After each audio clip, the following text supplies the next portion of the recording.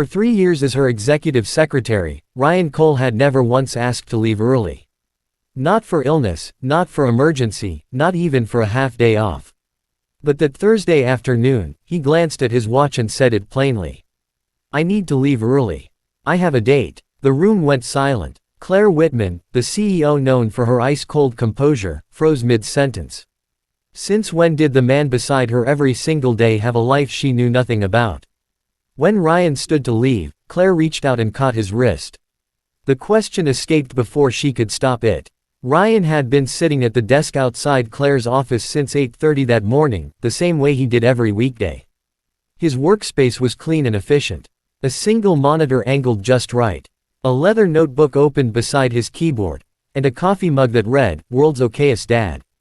Tucked near the edge, he answered emails, routed calls, confirmed meetings, and managed the chaos that came with running a company worth several $100 million. Claire depended on him for that.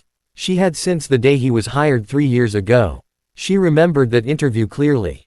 Ryan had walked in wearing a charcoal suit that fit him well, but wasn't flashy. His resume was solid, his references impeccable, and his demeanor calm in a way that felt genuine rather than rehearsed. What stood out most was the way he answered her hardest question. She had asked him what he would do if she gave him 2 impossible tasks at the same time. He had smiled slightly and said he would ask which one mattered more to her, then handle that one first and figure out the second immediately after. No panic, no excuses, just logic and honesty. That was Ryan. He never overpromised. He never dramatized. He simply did the work. And he did it better than anyone else she had ever hired. Over the years, Claire had come to rely on him, not just professionally, but in ways she didn't fully admit to herself. He knew how she took her coffee. He knew when she needed to be left alone and when she needed someone to push back on a bad idea. He knew the exact tone to use when a board member was being difficult, and he never once made her feel like she owed him anything for it. But Claire also knew almost nothing about his life outside the office. She knew he had a son because he kept a photo on his desk. A small boy with a wide grin holding a baseball glove. She knew Ryan left at exactly 5:30 every day, no exceptions. And she had always assumed it was because of the boy. She had never asked for details. It felt intrusive. And besides, she liked to keep things professional. That was the boundary she had drawn for herself. Even as she found herself noticing the way Ryan's voice softened when he talked on the phone during lunch breaks, or the way his eyes lit up when he mentioned his son in passing, Claire had convinced herself that admiration was all it was. Respect, appreciation for competence. She was a CTO after all. She had built her career on discipline and control, on keeping emotions separate from decisions. Feelings were distractions, and distractions led to mistakes. She had learned that lesson early back when she was still climbing the corporate ladder and watching colleagues fall apart over office romances and misplaced trust. She had sworn she would never be that person. But lately, something had shifted. It started small. A flicker of irritation when Ryan mentioned he had plans over the weekend. A strange emptiness on the rare occasions he called in sick. A tightness in her chest when she imagined him sitting across from someone else at dinner, laughing the way he sometimes did when they worked late. And the office felt less like a battlefield and more like a refuge. She told herself it was nothing. She told herself it would pass. It didn't. That Thursday had been a long day. Claire had spent most of it in back-to-back meetings, navigating a merger negotiation that was turning messier by the hour. Ryan had been there through all of it, taking notes, managing the logistics, making sure she had everything she needed before she even realized she needed it. By late afternoon, she was exhausted but relieved. The deal was finally moving forward. She had leaned back in her chair and glanced at Ryan, who was scrolling through his tablet with the same focused expression he always wore. "Thank God that's over," Claire said, allowing herself a rare moment of candor. Ryan looked up and smiled, the kind of smile that reached his eyes and made the room feel a little warmer. "You handled it perfectly," he said. His tone was matter of fact, but there was something else underneath it. Pride, maybe, or certainty. Claire felt a strange flutter in her chest and looked away quickly, pretending to check her phone. That was when Ryan glanced at his watch. It was 4:15. He closed his tablet and stood, gathering his jacket from the back of his chair. Claire looked up, confused. Ryan never left early. He never left before her, and she rarely left before 6. I need to leave early, Ryan said, his voice steady and calm. Claire blinked, waiting for the explanation.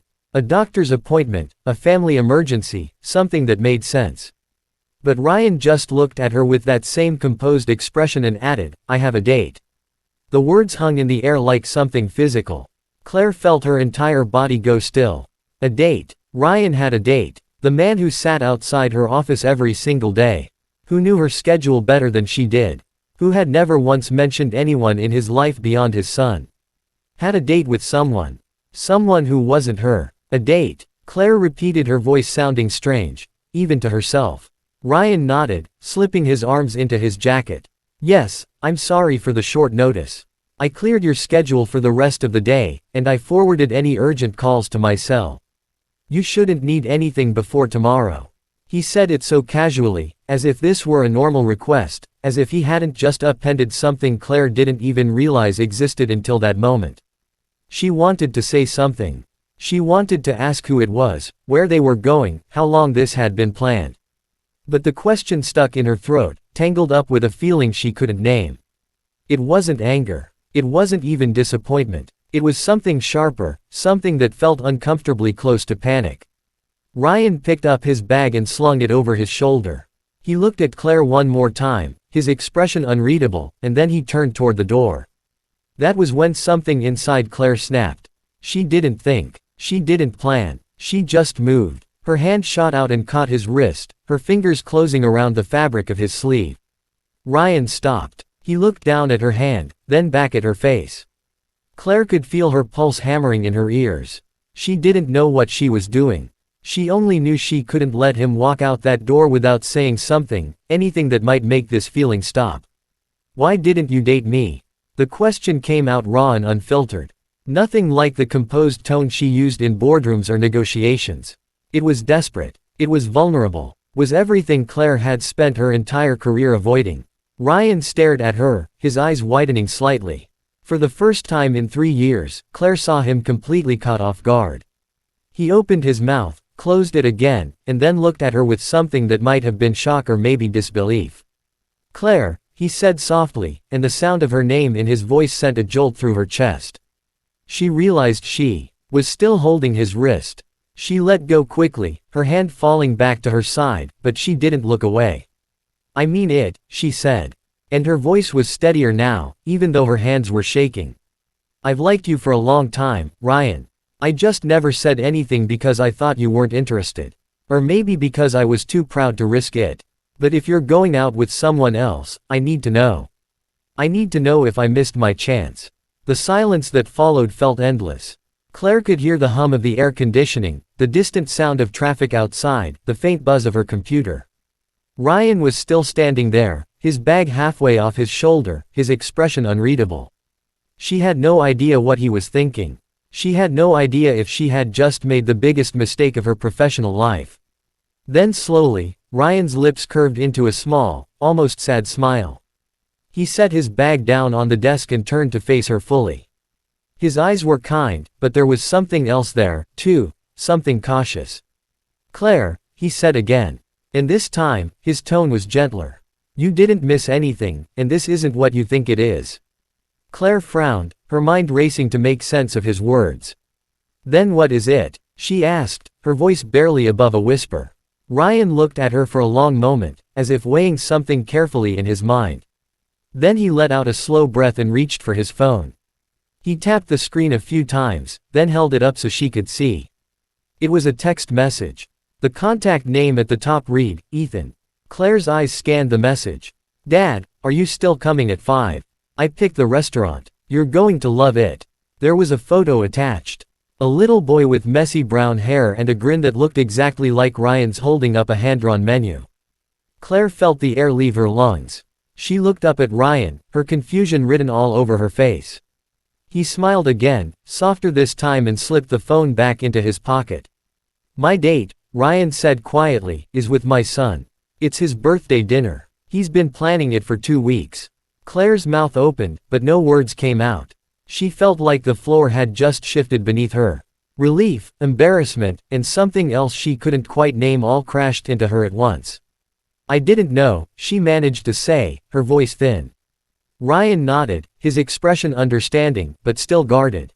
"You never asked," he said simply, and there was no accusation in his tone, just a statement of fact. Claire felt her cheeks flush. He was right. She had never asked. She had spent 3 years working beside him, relying on him, maybe even falling for him, and she had never once asked about the most important part of his life. Ryan picked up his bag again, but this time he didn't turn to leave. Instead, he looked at her with something that might have been hope or maybe curiosity. "Do you want to come with me?" he asked. The question was so unexpected that Claire almost laughed, but Ryan's face was serious, his eyes searching hers. "To your son's birthday dinner?" she asked, incredulous. Ryan nodded. "He's 7. He likes dinosaurs, mac and cheese, and asking a million questions about everything. And he's been asking me for months if I have anyone special in my life." Ryan's voice softened. "I think he'd like to meet you if you want to. That is." Claire stood there, her heart pounding, her mind spinning. This was insane. She had just confessed feelings to her assistant, nearly ruined everything, and now he was inviting her to meet his son. But as she looked at Ryan, at the way he was watching her with that quiet patience she had come to depend on, she realized something. She didn't want to let this moment slip away. Not again. "Okay," she said, and the word came out steadier than she expected. Ryan's smile widened, and for the first time that day, Claire felt like she could breathe again. "Let's go," he said, and he held the door open for her. Claire grabbed her coat and followed him out, her heart still racing, but her mind strangely calm. She had no idea what was about to happen, but for once, she was willing to find out. The elevator ride down to the lobby was silent. Claire stood beside Ryan, her arms crossed loosely over her chest, trying to process what had just happened. She had confessed her feelings to her executive secretary. She had grabbed his wrist like some character in a melodrama, and now she was on her way to meet his 7-year-old son at a birthday dinner she had not been invited to until 5 minutes ago. The absurdity of it should have made her laugh, but instead she felt something closer to dread settling in her stomach. Ryan seemed calm, his hands tucked into his pockets, his gaze fixed on the descending floor numbers. Claire glanced at him from the corner of her eye, searching for some clue about what he was thinking. His expression gave nothing away. That was one of the things she had always admired about him, his ability to stay composed no matter what was happening around him. But right now, it made her nervous. She had no idea if he was uncomfortable, annoyed, or simply unbothered by her sudden confession. When they stepped out into the parking garage, Ryan led her toward a modest sedan parked near the far wall. It was clean, but well-used, the kind of car that suggested practicality over status. Claire had never thought about what Ryan drove. She realized with a pang of guilt that she had never thought about a lot of things when it came to him. She had spent 3 years working alongside him, depending on him, and she had barely scratched the surface of who he actually was. Ryan unlocked the car and opened the passenger door for her. Claire hesitated for just a second before sliding into the seat. The interior smelled faintly of coffee and something sweet. Maybe the remnants of a snack his son had eaten on the way to school. There was a booster seat in the back, a stuffed dinosaur wedged into the cup holder, and a stack of coloring books on the floor. It was such a stark contrast to Claire's own sleek, spotless vehicle that she felt a strange tightness in her chest. Ryan got into the driver's seat and started the engine. For a moment, neither of them spoke. Claire stared out the window as they pulled out of the garage and onto the street, the late afternoon sun casting long shadows across the pavement. She could feel the weight of everything unsaid pressing down on her, and she hated it. She had built her career on clarity and control, on knowing exactly what to say and when to say it. But right now, she had no idea where to begin. "I'm sorry," she finally said, her voice cutting through the silence. Ryan glanced at her briefly before returning his attention to the road. "For what?" he asked, his tone genuinely curious. Claire let out a breath she hadn't realized she was holding. "For putting you in an awkward position. For assuming things I had no right to assume. For making this weird." She spoke quickly, as if getting the words out faster would somehow make them hurt less. Ryan was quiet for a moment, his hands steady on the wheel. "You didn't make anything weird," he said eventually. His voice was calm, almost reassuring. You were honest. That's not something to apologize for. Claire looked at him, startled by the gentleness in his tone. She had expected discomfort, maybe even irritation. But Ryan just seemed thoughtful, as if he were turning her words over in his mind and considering them carefully. I still shouldn't have said it like that, Claire insisted. You have every right to have a personal life. I had no business acting like I had some claim on you just because we worked together. Ryan's lips quirked into a faint smile, though he kept his eyes on the road. Claire, he said, and there was something almost amused in the way he said her name. You're allowed to have feelings. You're allowed to say them out loud. I'm not upset. Claire frowned, unsure whether to believe him. You're not? She asked. Ryan shook his head. No, surprised, maybe, but not upset. He glanced at her again, and this time his expression was softer. Honestly, I thought you saw me as just another employee, someone useful but replaceable. I never imagined you felt anything beyond professional respect. Claire felt a sharp pang of regret at his words.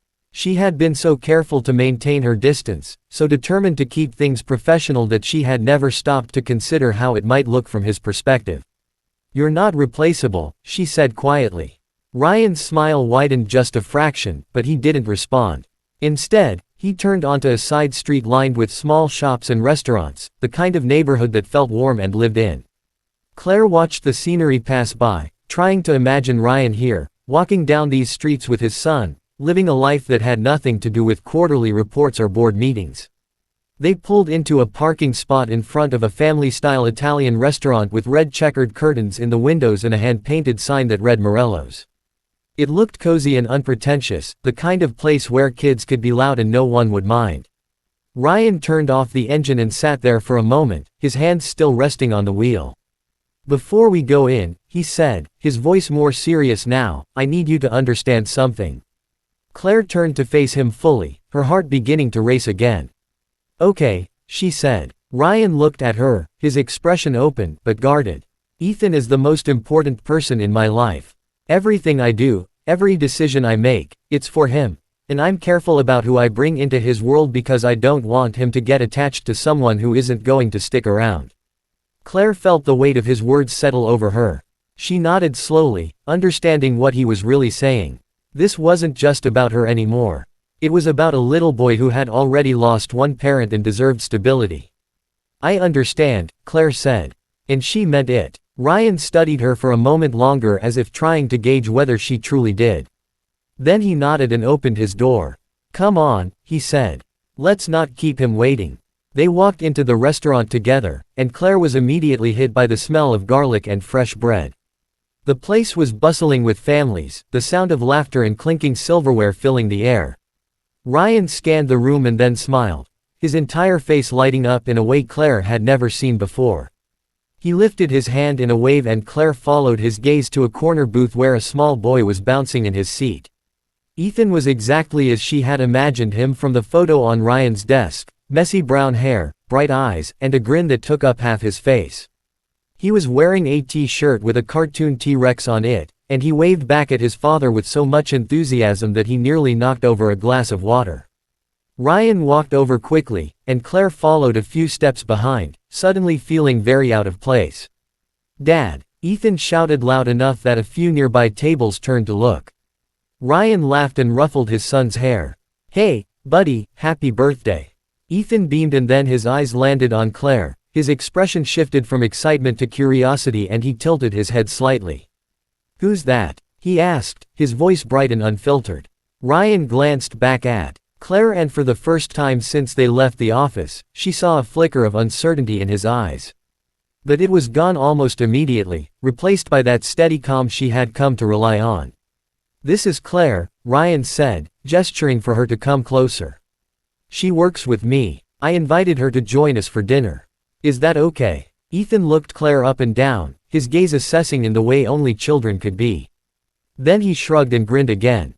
Sure. Do you like dinosaurs? He asked. Claire blinked, caught off guard by the question. She glanced at Ryan, who was trying not to smile, and then looked back at Ethan. I think they're pretty cool, she said. And to her surprise, she meant it.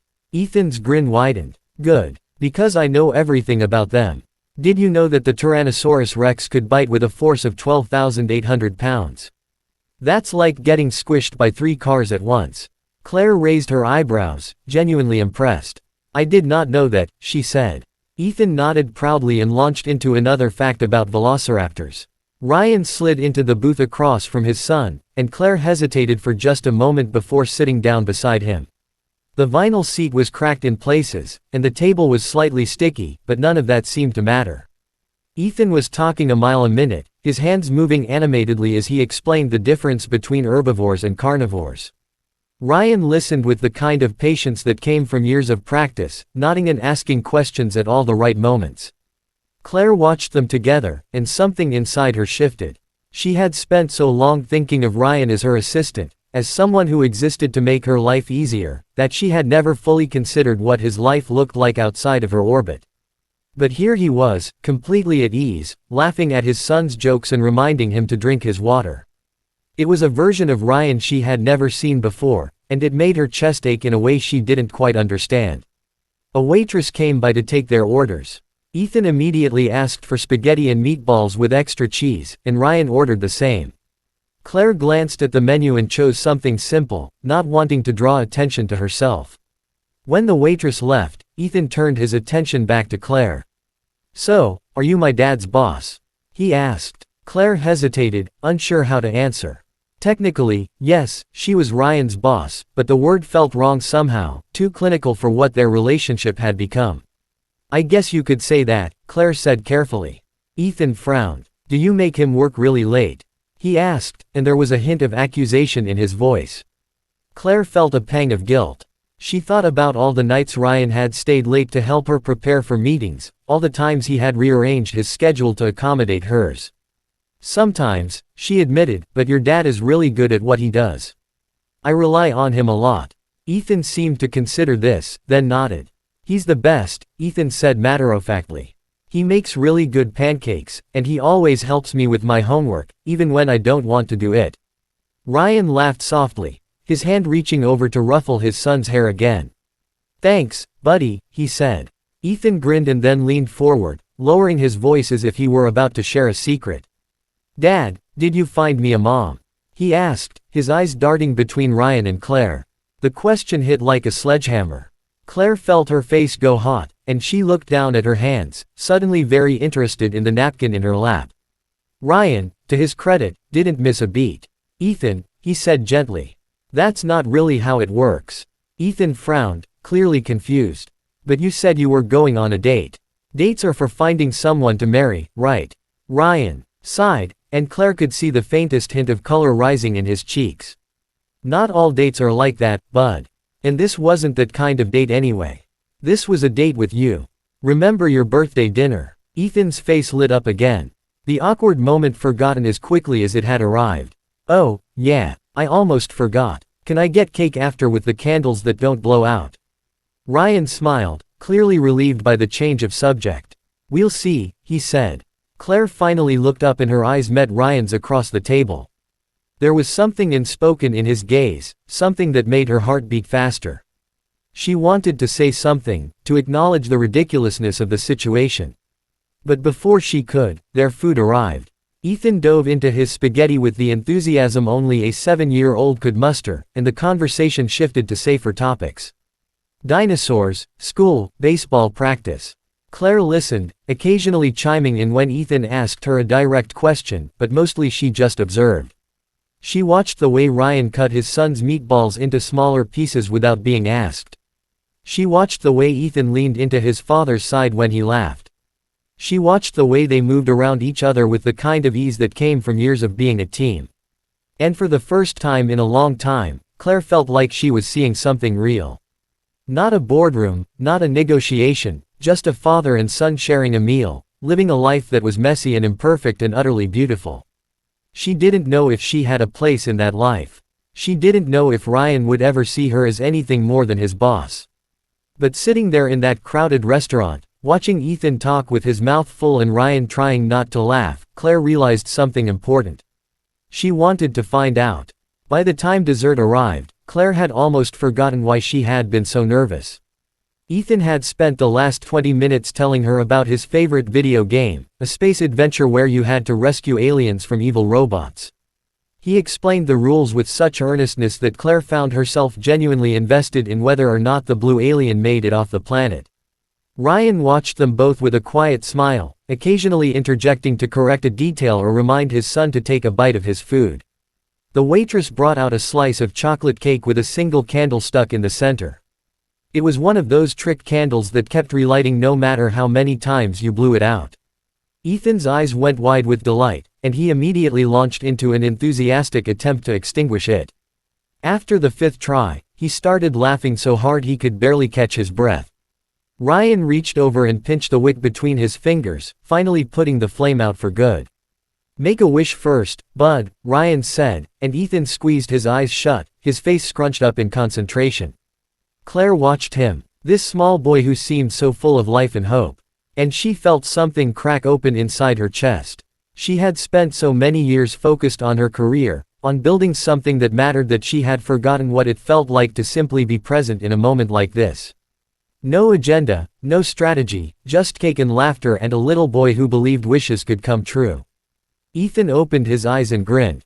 Ryan handed him a fork and he dug into the cake with the same enthusiasm he had shown for everything else that evening. Claire glanced at Ryan and he was already looking at her. There was something in his expression that she couldn't quite read. Not pity, not discomfort, but something softer. Something that made her think maybe she hadn't ruined everything after all. When Ethan finished his cake, he leaned back against the booth with a satisfied sigh. His face was smudged with chocolate, and his t-shirt had a new stain to add to the collection. Ryan pulled a napkin from the dispenser and wiped his son's face with the practiced efficiency of someone who had done this 1,000 times before. "All right, birthday boy," Ryan said. "It's getting late. We should probably head home." Ethan groaned dramatically, but didn't argue. He slid out of the booth and grabbed his jacket from the seat. Then he turned to Claire, his expression suddenly serious. "Are you going to come over again?" he asked. The question caught Claire off guard. She looked at Ryan, unsure how to respond, but he just watched her with that same calm patience he always seemed to have. "I don't know," Claire said honestly. "Would you want me to?" Ethan thought about it for a moment, then nodded. "Yeah, you're nice and you didn't get mad when I talked about dinosaurs the whole time." Claire felt a smile tug at the corners of her mouth. "I liked hearing about dinosaurs," she said, and she meant it. Ethan grinned and then turned to his father. "Can we go to the arcade on the way home just for 10 minutes? Ryan shook his head, though his expression was affectionate. "Not tonight. It's a school night, remember?" Ethan sighed again, but didn't push. He grabbed Ryan's hand and started pulling him toward the door. Ryan glanced back at Claire, and she stood quickly, following them out into the cool evening air. The drive back to the office was quieter than the drive to the restaurant.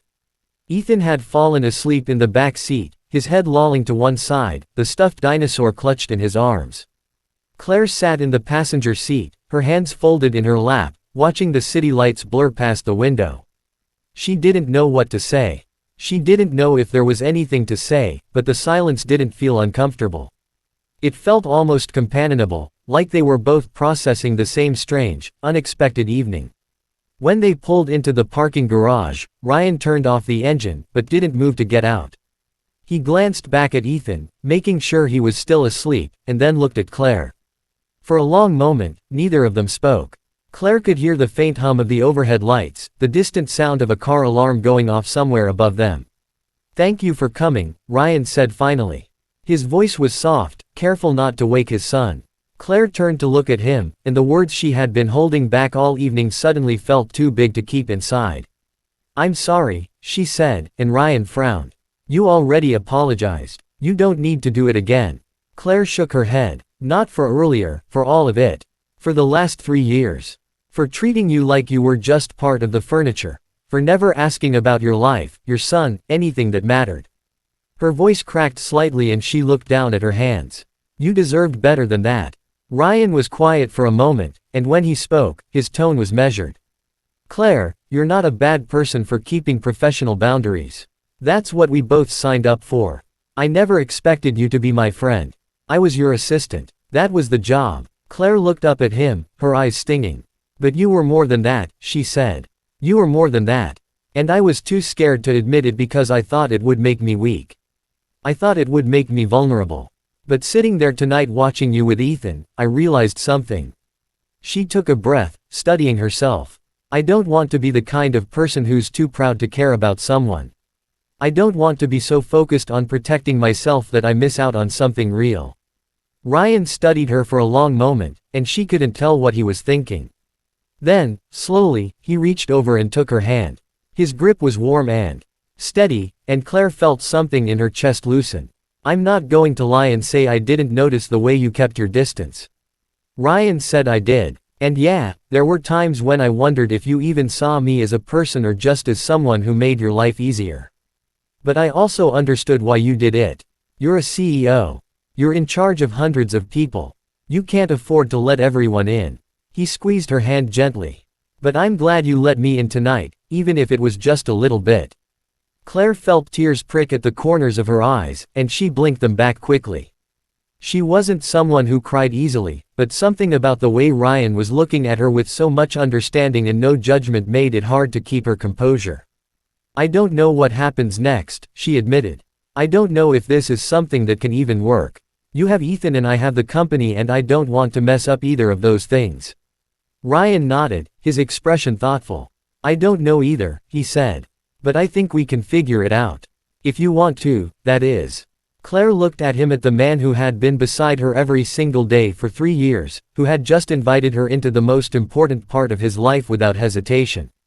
And she felt something settle inside her, a certainty she hadn't felt in a long time. I want to, she said. Ryan smiled, and it was the kind of smile that reached his eyes and made the world feel a little less heavy. Good, he said. They sat there for a moment longer, hands still linked, the silence between them comfortable and full of possibility. Then Ethan stirred in the back seat, mumbling something about velociraptors, and Ryan let go of Claire's hand to check on him. I should get him home, Ryan said, and Claire nodded. She opened the door and stepped out into the cool night air, feeling lighter than she had in years. Ryan got out as well and walked around to her side of the car. I'll see you tomorrow, he asked, and Claire smiled. 8:30 sharp, she said.